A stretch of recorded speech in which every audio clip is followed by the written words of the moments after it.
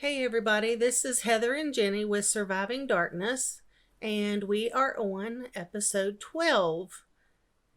So 3 months we've been recording, and I think that we've been learning a lot from each other. Yes. By doing this, because it seems like things are coming out that I had forgot about or you had forgotten about, and then like we'll say something that triggers those memories and you're like, oh yeah, do you remember such and such happened?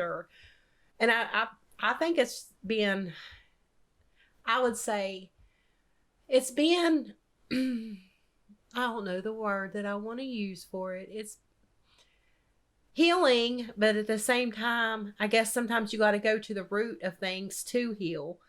So sometimes it's been a little draining. Yes. It's almost at the end of the episode, you're like, I'm tired. Mm-hmm. And it's just so much coming out. And then with a lot of the things that have come out that I've found out about you and Mom, this last week I've been really angry. Just the whole week, because of some of the things that I've found out. And then as we're talking, even during the episodes, it's like things that have happened, it's like before it just happened. Mm-hmm. And now it's like, I'm questioning, well, why would that even happen? Yes. It don't even make sense. What was the purpose of doing that? Yes. And those are things that I hadn't thought about before. I mean, it just happened. Yeah. That's so right. Now it's like, I'm questioning what was the motive behind any of that? What was the reason for any of that? And what sense did it make? Right. Which none of the stuff we made, went through made sense. But, like you said last night when we were talking or whatever night that was, for the one situation to put you back in a situation where you could have been extremely hurt and physically and everything. And when we were talking, I didn't think anything about that until you said, well, where was Dad? And I was like, well, he was at work. And you were like, where were me and Mom? Y'all were in bed. So I was set up with a person that I was looking around the room trying to find something to knock in the head with because he wasn't taking no for an answer. I was put back in that situation one-on-one with you two in the house, knowing that he had already supposedly sexually assaulted a coworker also. Yeah. And then you were like, let me guess, you had to call Dad afterwards at work. And I was like, well, yeah. So I know that you've been in similar situations, or you wouldn't have known that after it's all over, you got to call Dad. Yeah. To make sure that you're okay. Like that was the reasoning behind it. Just let me know that you're okay. Well, if you know that there's a possibility or a huge possibility that you're not going to be okay, me as a parent would never put my kid in that situation. That's why us talking, it's like these new things click, because that didn't seem abnormal to me at the time. No. It was just something that we were on such high alert and bound by fear and everything else that we didn't reason out those things. We didn't say, well, what's the purpose of this? I mean, even if I record him saying, yeah, he did something to that coworker, what were we going to do with that? Right. Where was it going to go? It was going to go nowhere. Mm-mm. It was just another reason to put someone else in our path to cause more pain. Yeah, that's exactly right. Yes. And like you say, we didn't even question a lot of things that happened during that time. And looking back on it now as we're talking about it, and, like you were trying to find the word, and I'm like you, I'm trying to find a word. I think it is kind of therapeutic to be talking about this and to get things out, and for us to be able to talk to each other about the stuff, because we never were able to do that before. And so, like, you're made more aware of the things that I went through and vice versa. And it's not like, I was telling my husband the other day, I said, it's not like one person went through worse. I said, but at the same time, I feel like mine was not nearly as bad as yours and mom's. And, you know, it's still trauma, and it's still so messed up. So messed up when you think about how normal is supposed to be. And our lives were not normal. But the thing is we lived in it. Mm-hmm. And we were constantly in survival mode that we did not even realize how abnormal our life was until we got out and saw what a normal is sort of supposed to look like. I don't even know if there was actually a normal out there. Right. But what semi-normal should look like, because that was our norm. Mm-hmm. Being in survival mode was our norm.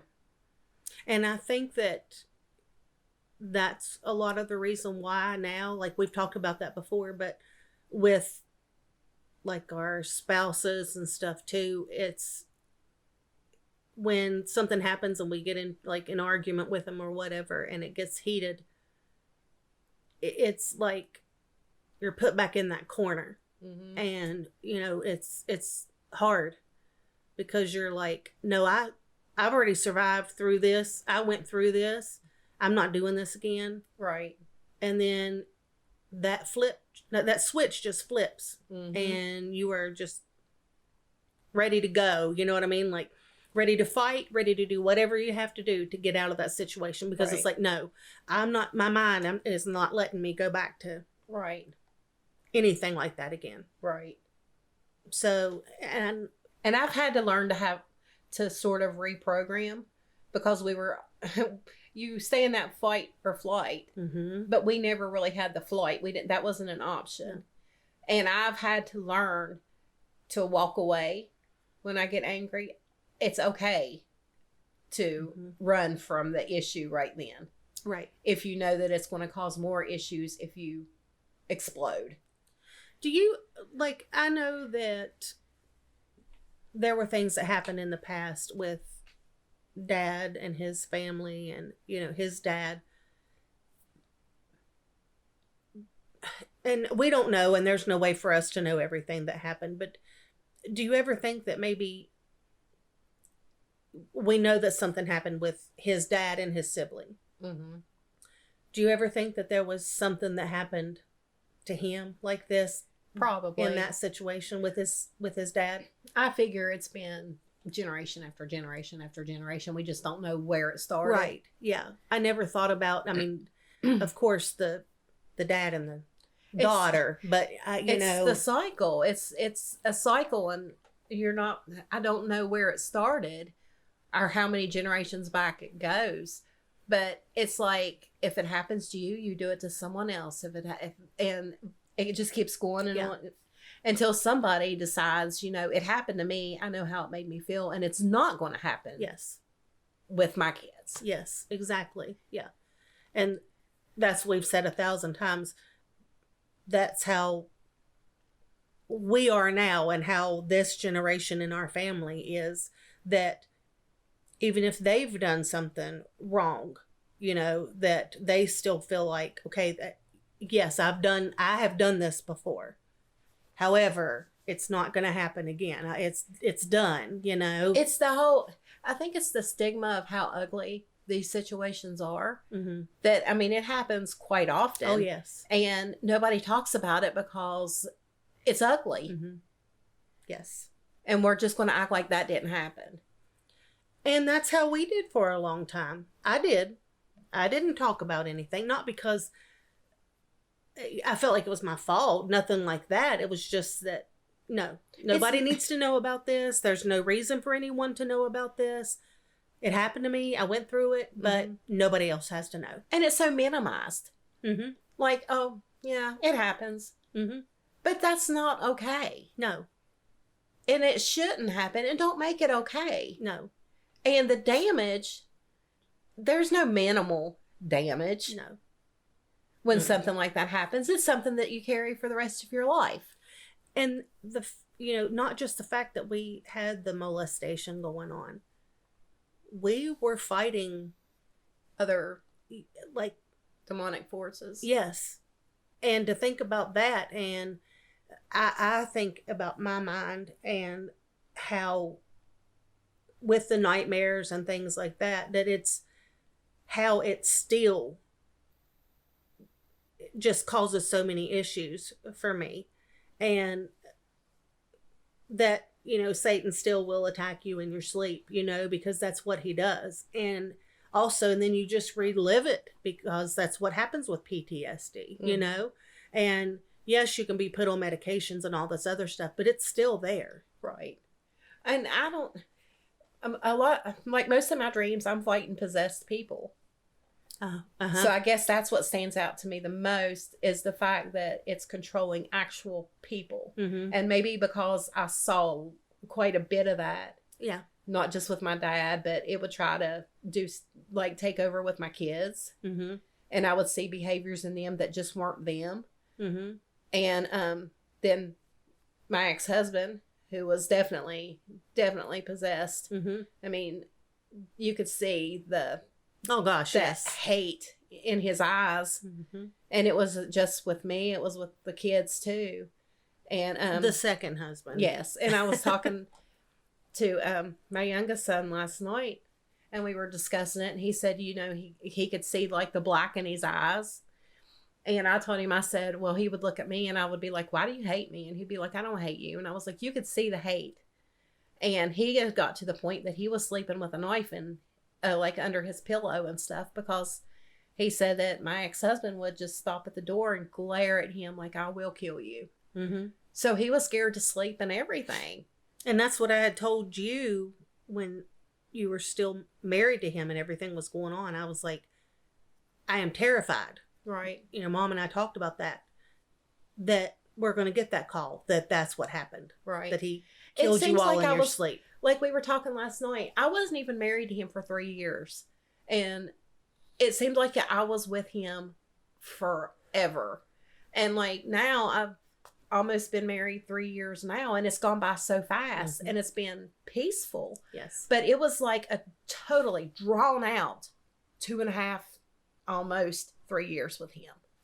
And it was a constant fight. I mean, 2 weeks after we were married, he flipped. Yes. I mean, he went from this great person to just evil. Mm-hmm. Just evil. I mean, that's the only way I can describe him. He was just evil. And Satan saw you at a vulnerable state. A very vulnerable state, yes. And just moved him right in. And that's what happens with anybody. That's how Satan works. It's like we've mentioned before, it's always evil people. But yes. I mean, that just means that we have an anointing on our lives, and the devil's trying to destroy that. Mm-hmm. And the fact that we're doing this, I mean, I don't know about how bad you've been fighting, but I feel like ever since we've started this and started talking about the things that have happened, it's like every day there's a new attack.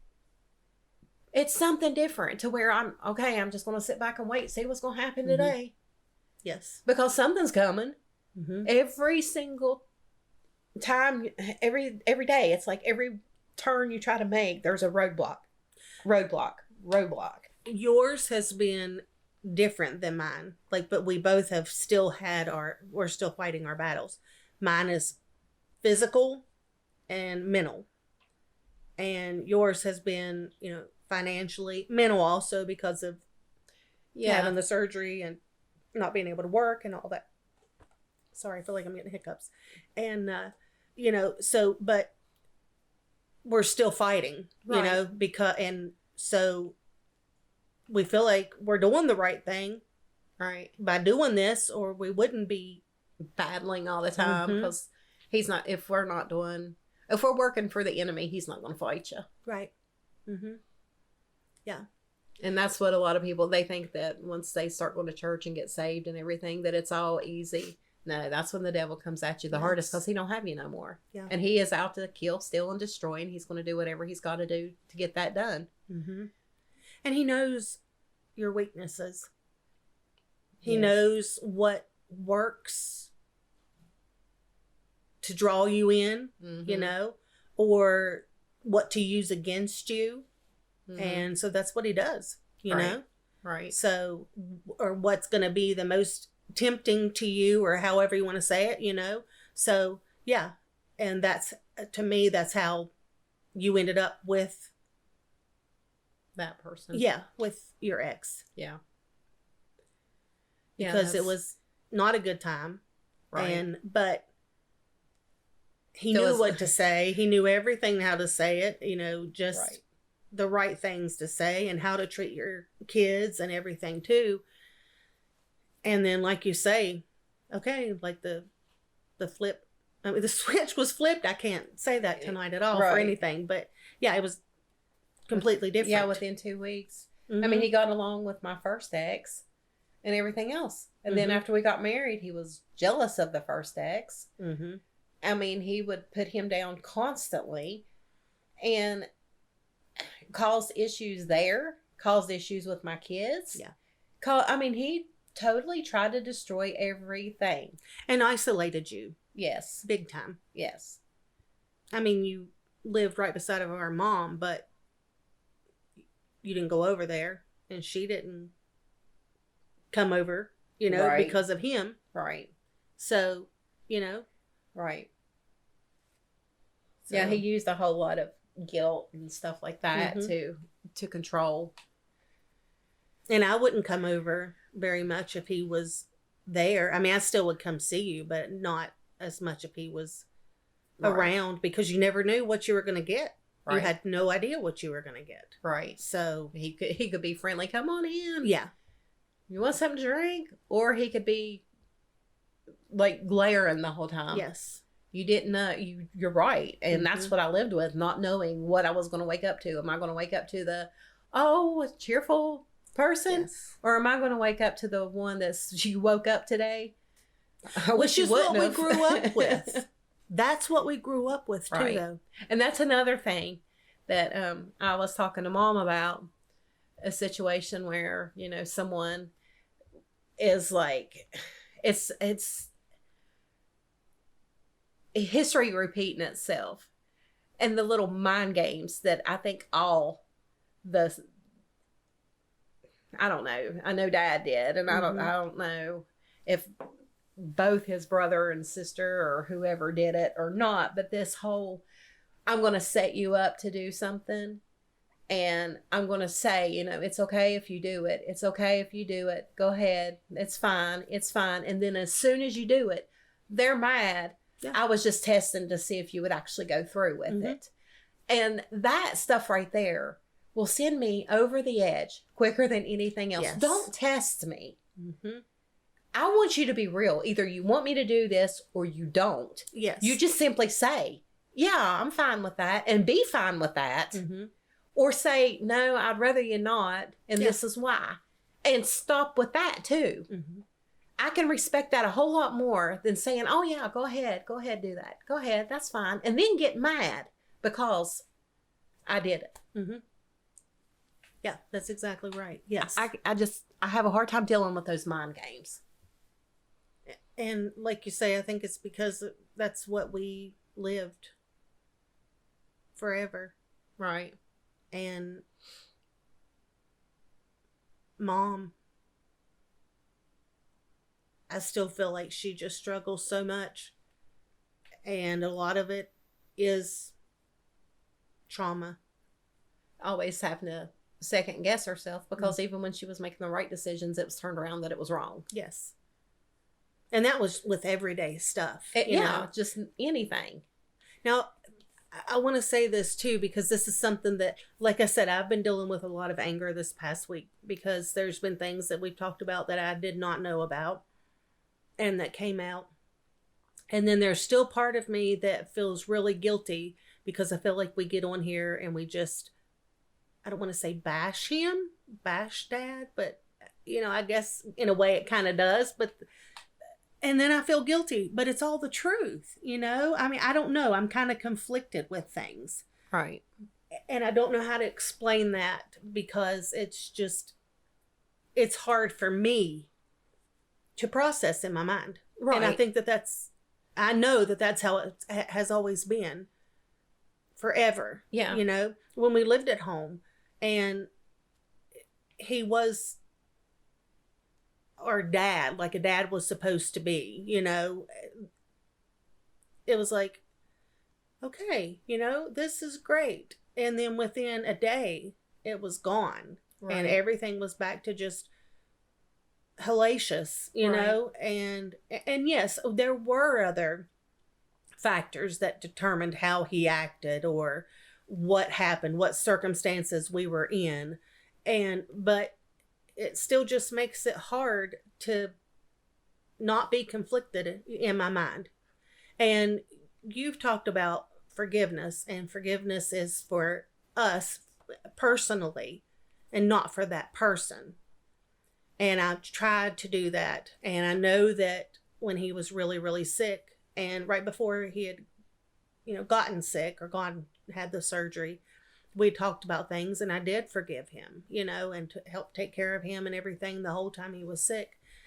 And then I guess at some point I've picked that back up or whatever, you know, but it's hard when you look back at everything that you've gone through and know that it's just shouldn't have happened, and not still feel anger, bitterness, and try to just let it go. For me, it is. You know, it I'm not speaking for you or for anybody else, you know, but that's something that I've really had a hard time with the past, well, for several years. But when we've been talking about things lately and more stuff has come out, like I said to you the other night, I just, like, whenever you found out about what was going on with me, that's kind of how I felt. Like, if he was here, it would not be a good situation. Right. You know, so, and I don't know. I think that I have been kind of depressed in the past few weeks and anxious and, you know, things like that. And I've had a lot going on, you know, right. So that stresses you out anyway.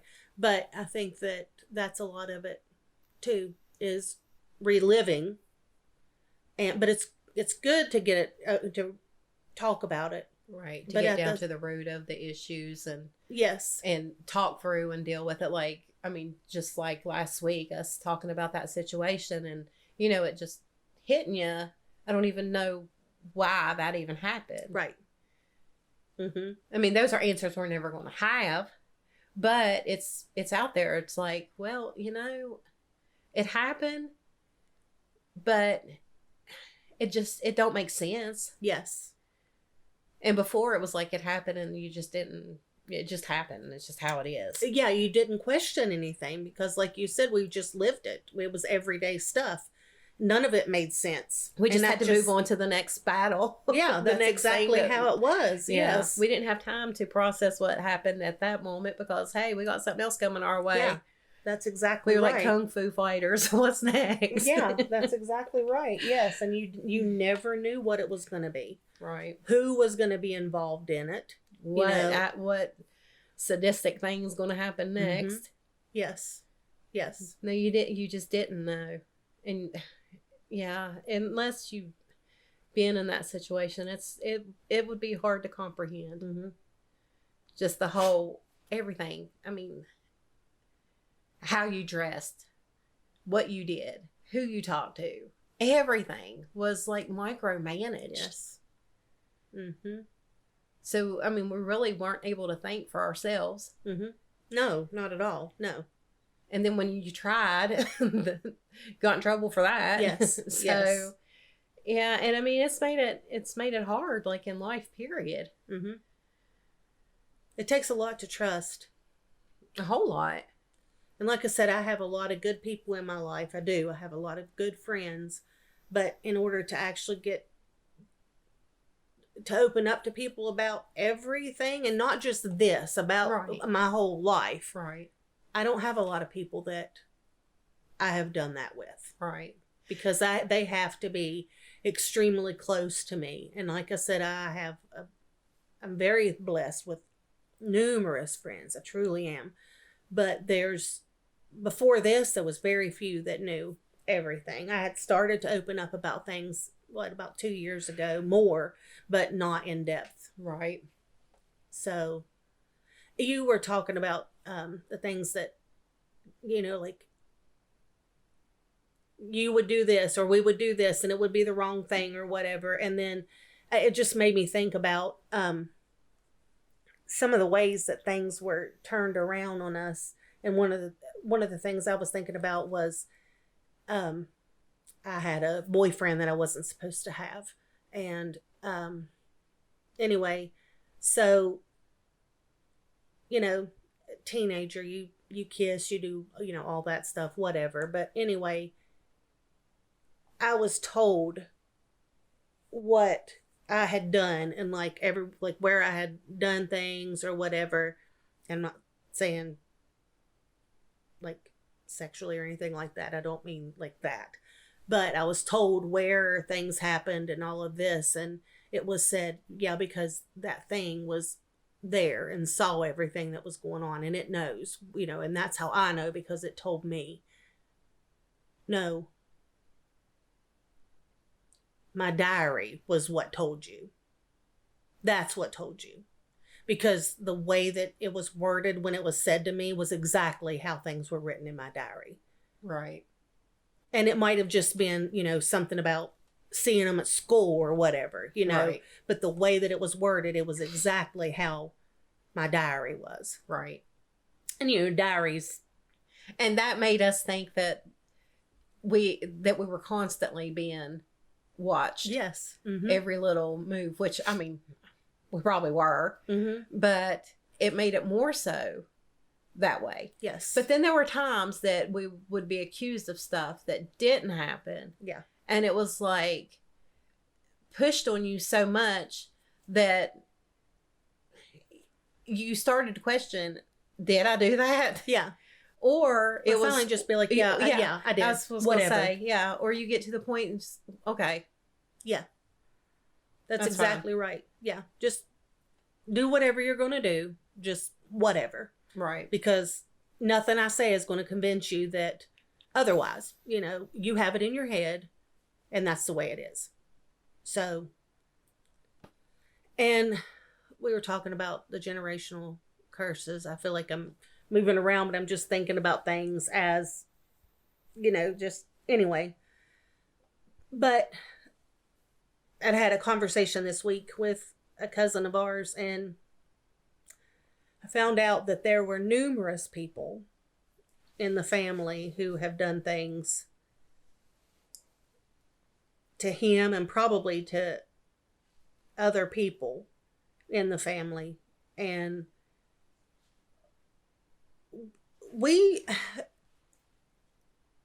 whenever we found out about, like people experimenting with each other in our families, and like when Dad moved in with his cousins and everything, and they were kind of experimenting, and, it was okay because that's what people did.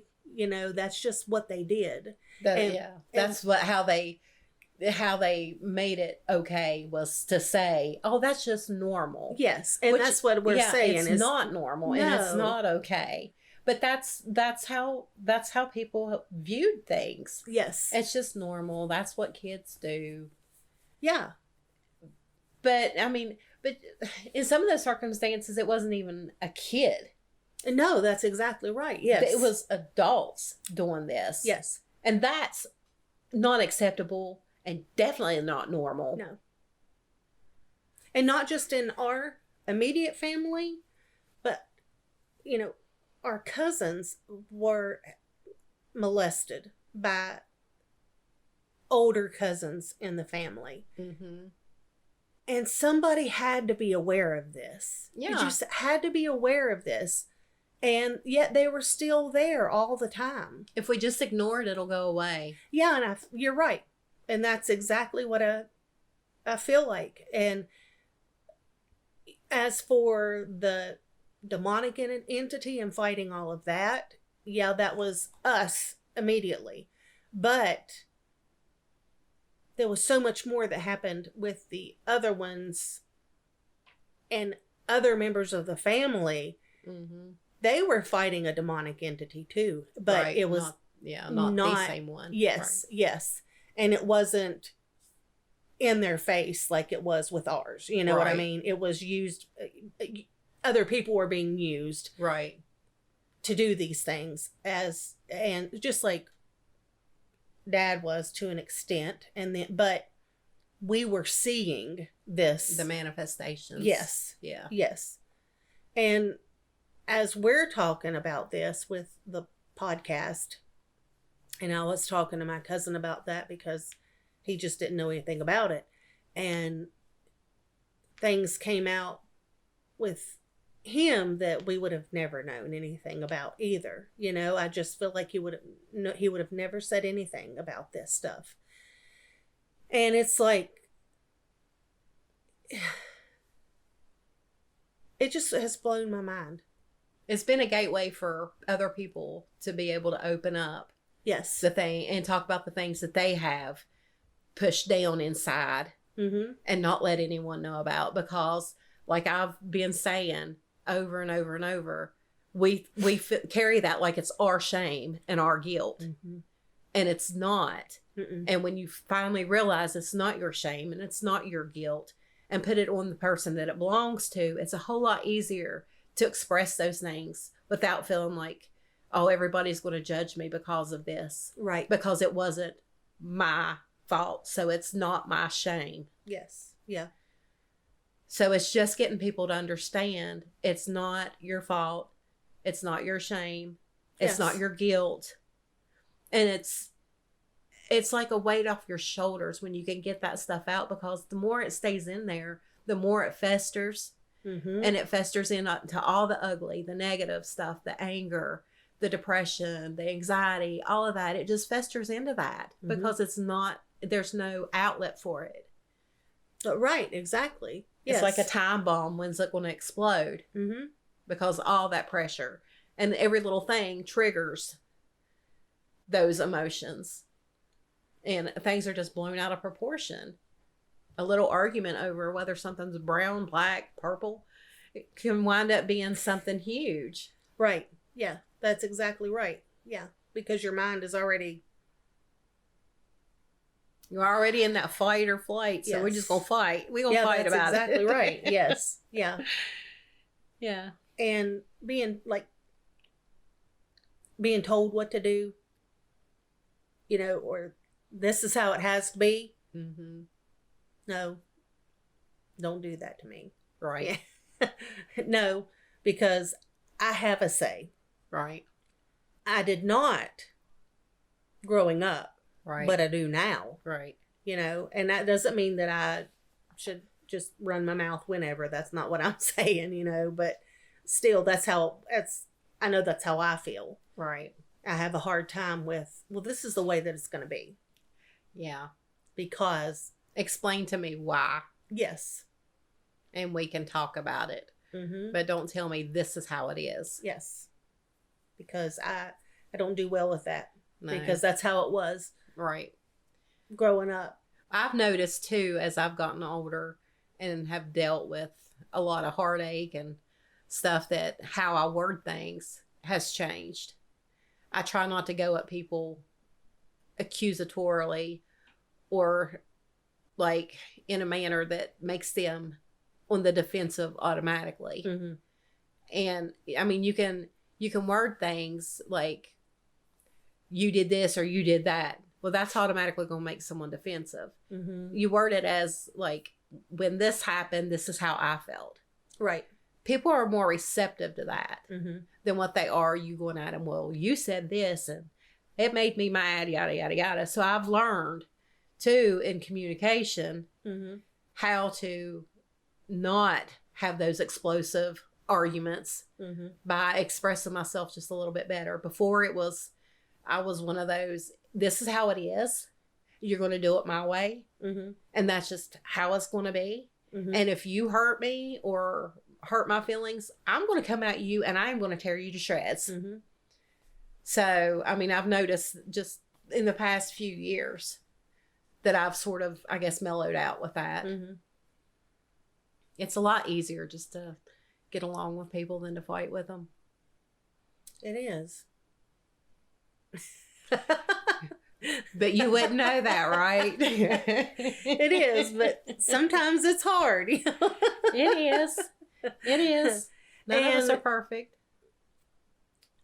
And when you hold everything into, like you say, it comes out negatively. Yes. Yes.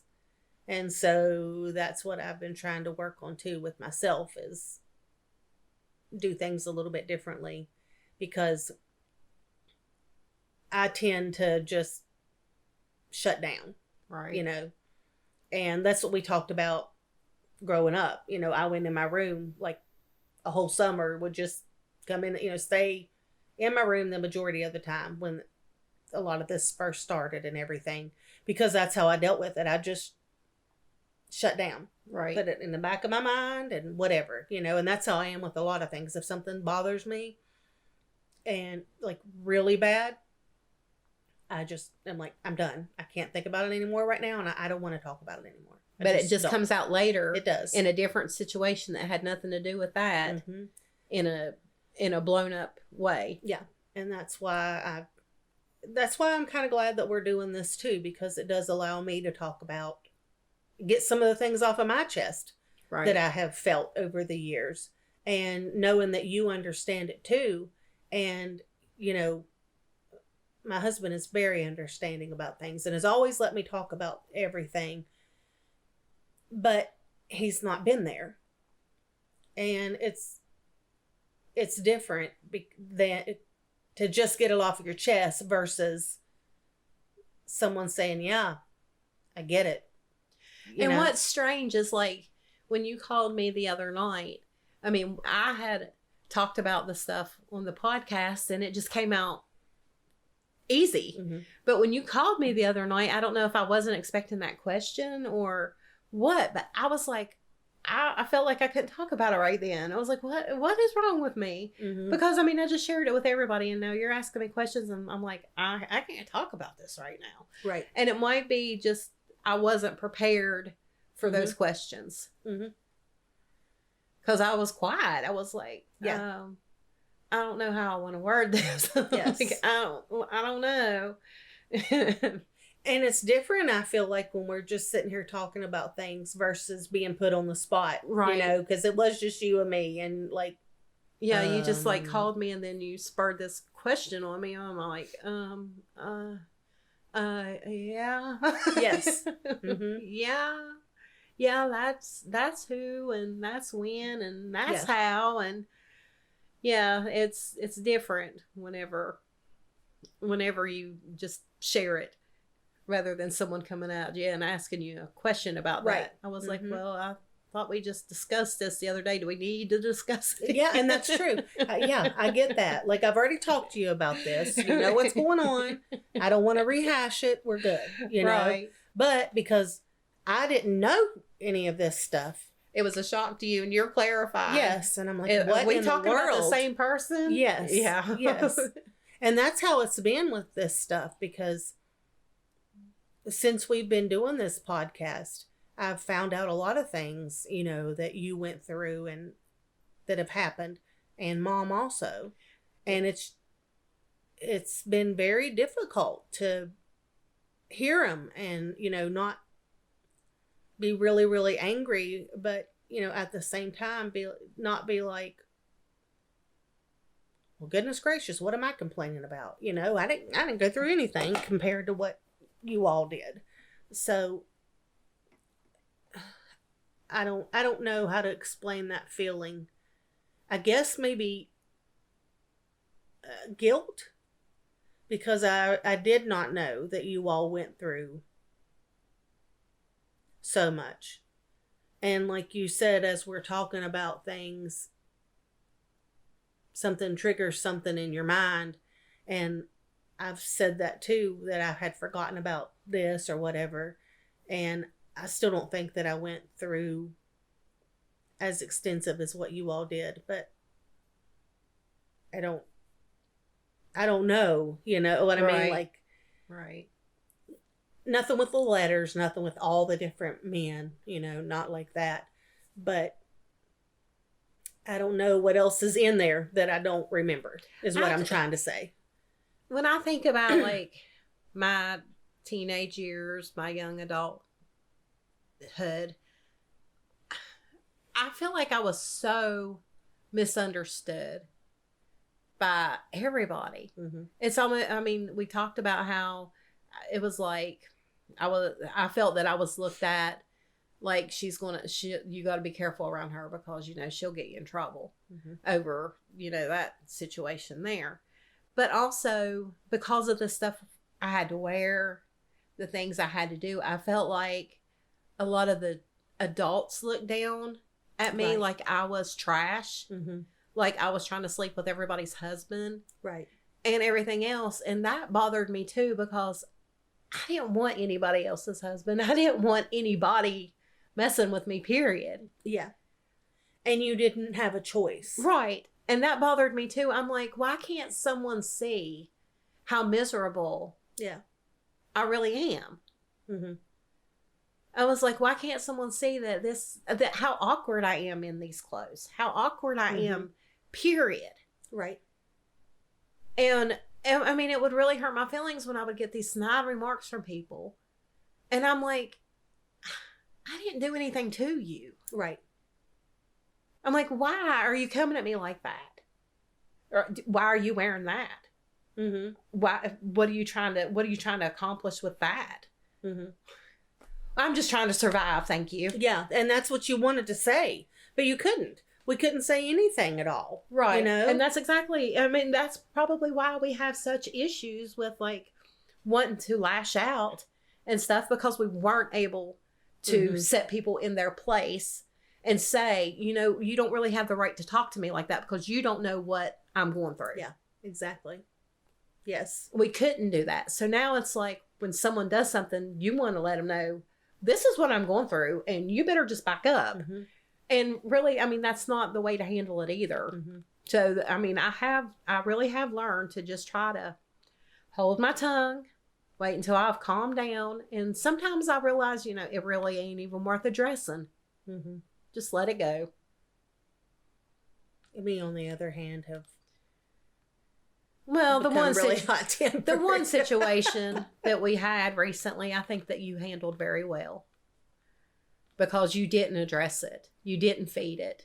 And you just, sometimes that takes wisdom, is to see the situation and know that person and know that that's what they're looking for is a reaction. They're looking for you to say something. And when you don't, it takes all the steam out of their engine and they just have to just quit because they're not getting anything from you. Right. Mm-hmm.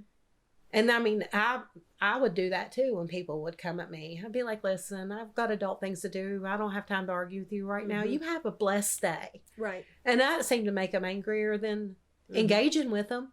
Mm-hmm. But I was like, it's not worth my time and energy to sit here and argue with you. Mm-hmm.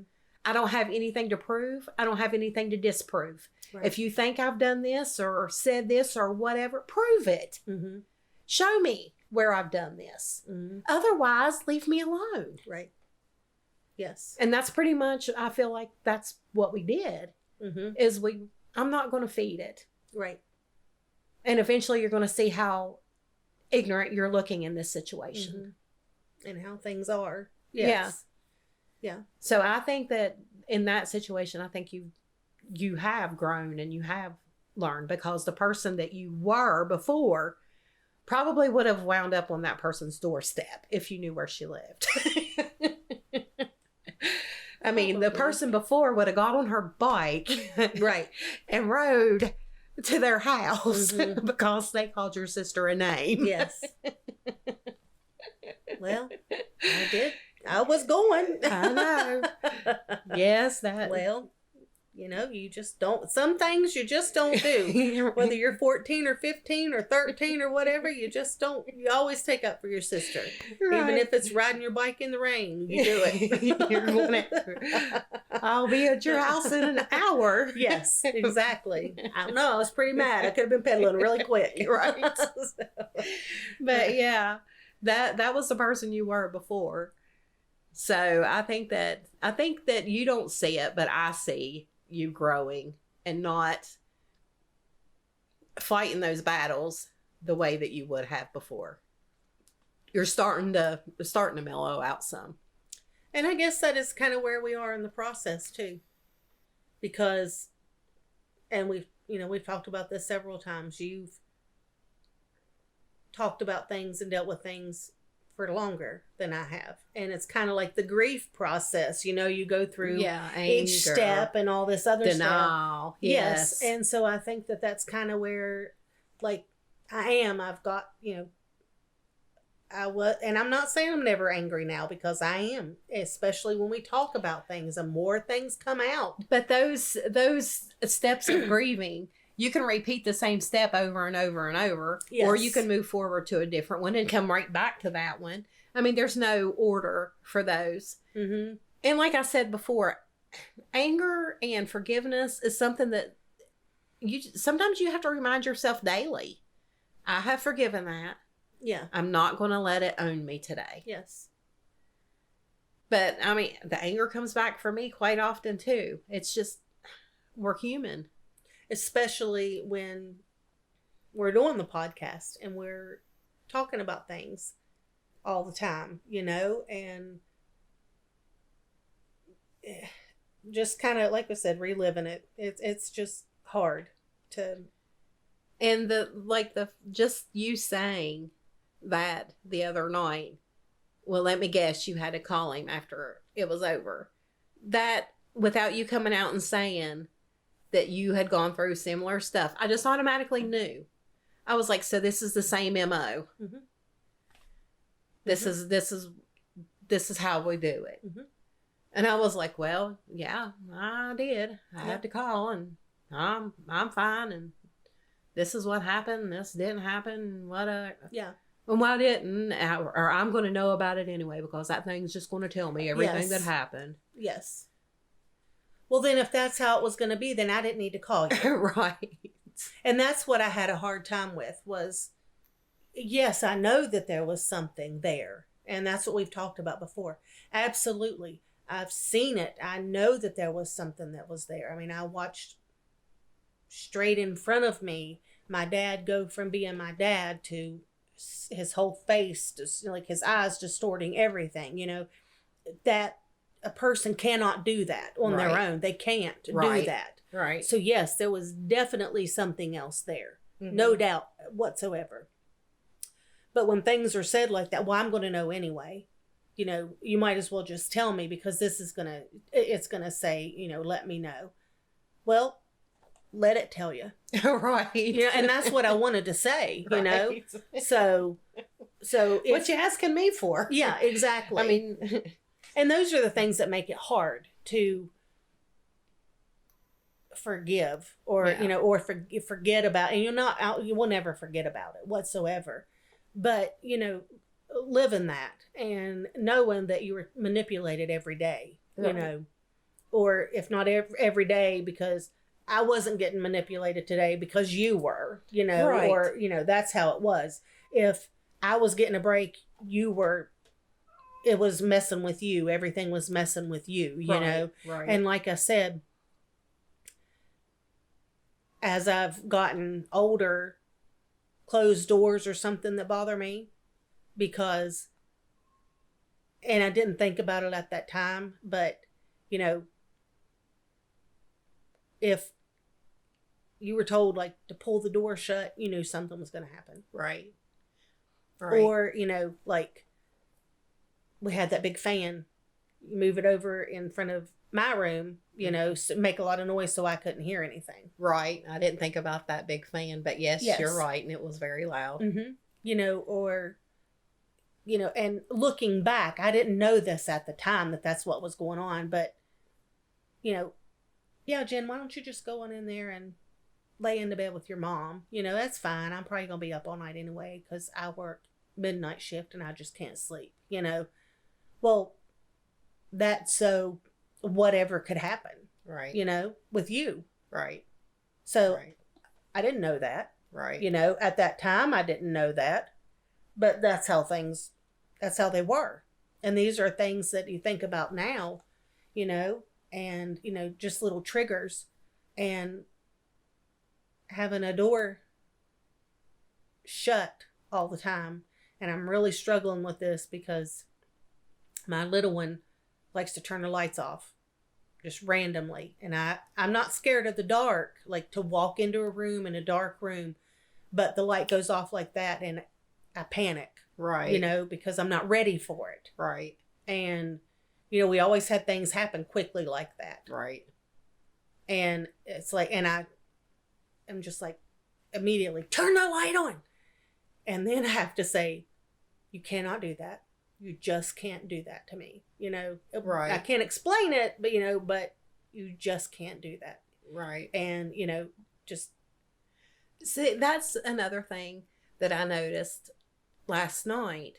Before, I would have to have some kind of little bit of light. Yes, me too. Mm-hmm. I couldn't do like pitch black because I had to be able to see.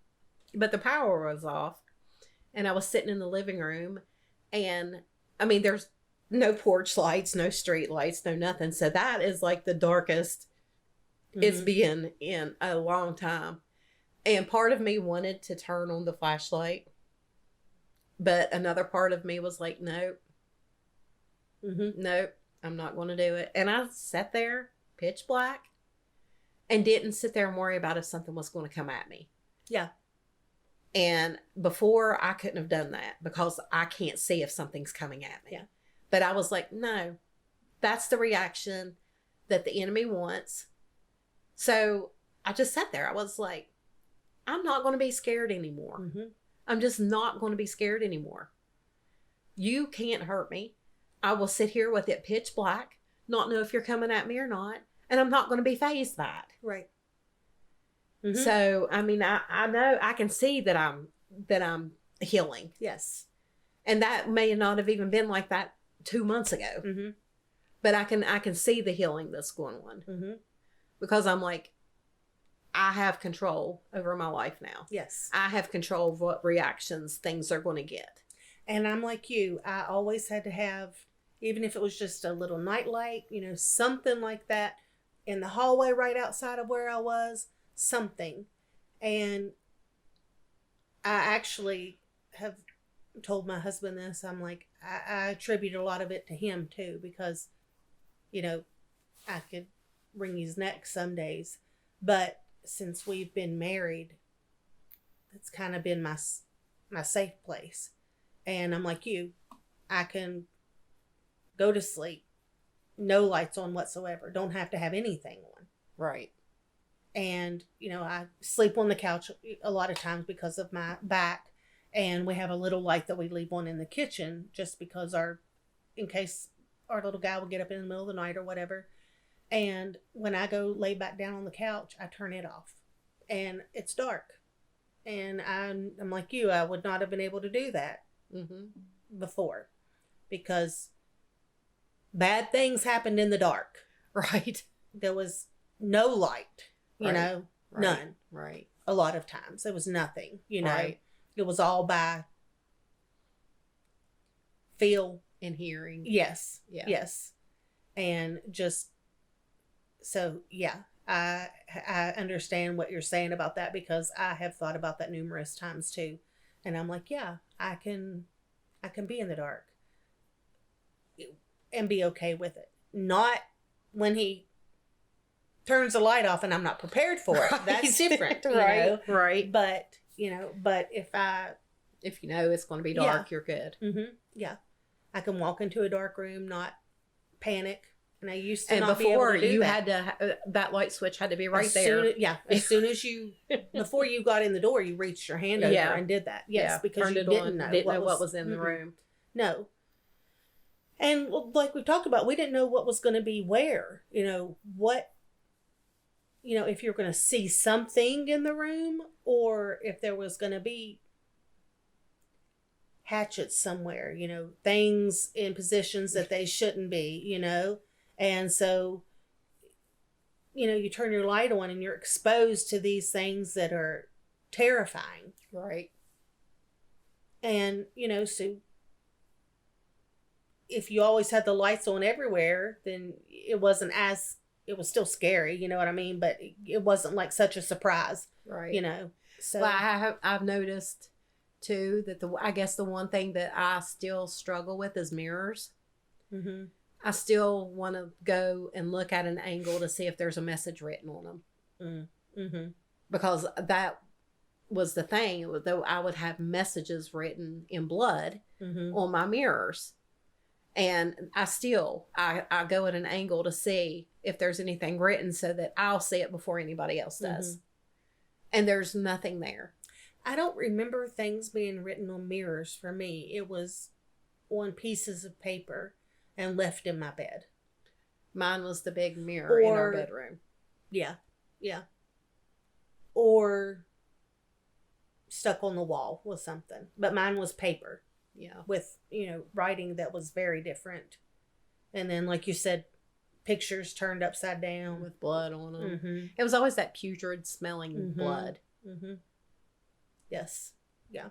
But yeah, I would have messages written on the mirror that was on that dresser or whatever, the big round mirror. Mm-hmm. Like an old vanity. And it would be like you would catch it sort of out the corner of your eye. Mm-hmm. It wasn't like noticeable looking straight on, but you would like the way I walked into that room. It was the way the dresser was. You would catch it at an angle, so I would see that there's something on the mirror. Mm-hmm. But to look straight on, it's hard to see it. Right. So now when I walk in and I look at a mirror straight on, I'm like, wait, let me go to the side and make sure there's nothing there. Mm-hmm. And I don't know. It's just subconsciously I check the mirror just to see if there's any writing on it. And these are things that I don't know that we'll ever get over. Right. Because it was so many years and so many times of experiencing that stuff, You see places where you're healing and where you're growing, and then you see places where you're just sort of stagnant. Yeah. I'm at a standstill right here. But we're cognizant of it, so that helps. Mm-hmm. We're recognizing that, this is still an issue. These are things that still get me. So subconsciously you're looking at that. But once you recognize that that's going on, then consciously you can say, I'm not going to look at the mirror at an angle because there's nothing there. Yes. So it's just changing your thinking. Mm-hmm. We've just been all over the place today. I know. We've covered a lot of stuff and a lot of just gone different angles. I feel like we've just been everywhere today, but that's okay. Mm-hmm. Yeah, because just things that we feel like we needed to talk about, evidently, Right. So not each time do we have to have a outline or whatever, PowerPoints or whatever, Right. So, right. Yeah. So I guess we'll wrap that up for episode 12. Yes. We'll have episode 13. That just seems so weird. I know. 13. Yeah. Maybe we should skip that number. I'm just kidding. No. I'm not doing no superstitious stuff. No. I'm just kidding. But as always, you can find us on Facebook, on our Facebook page, Surviving Darkness. Or you can just go to the website, Surviving Darkness Podcast, and it will send you everywhere that you need to go. You can just hit on the little icons to TikTok and Facebook, or it's got the little envelope for you to send us a message. So, like, just right there on our website, you can go anywhere you want to go and watch all the episodes also.